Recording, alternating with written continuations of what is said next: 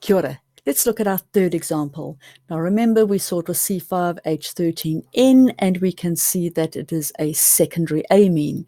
So let's look at the isomers we could draw. So the nitrogen must be attached to 2 other carbon atoms. If we look at this, there are 5 carbon environments, which would match the 5 peaks in our NMR, so that is suitable. Here's another one where we've got 5 carbon atoms, all in different environments, so there's another possibility. We could draw perhaps a variation where that carbon is then on now as a methyl side chain, and we'll see that that does not match our NMR because this carbon in green as well as that one have got the same 4 identical groups. So it's between the first one and the second one. Now, if we have a look at the base peak, it is at 58 over here. So what would match? And if you look at that, it is a loss of an ethyl group. So if we say 87 subtract 58 is 29, so we've lost an ethyl group. So if we look at this first one, yes, we could break it there to lose an ethyl group. That is possible, but it forms a primary carbocation.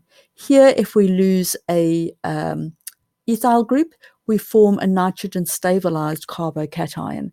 So this is much more likely that it would happen. And here is the fragment.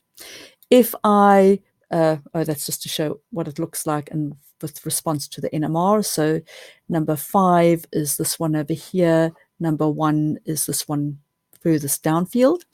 But if we now look at the mass spec for the first option, notice that we just hardly have any peak here at 58. We've just got a tiny little thing there. Everything is on 44, pretty much.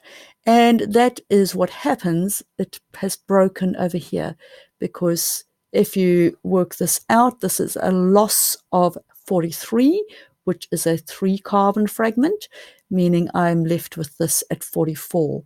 And this simply has a slight rearrangement where this is a very stabilized N fragment where the carbocation is stabilized by that nitrogen. So hopefully you're feeling better and better at working out isomers using the fragments. Kia ora.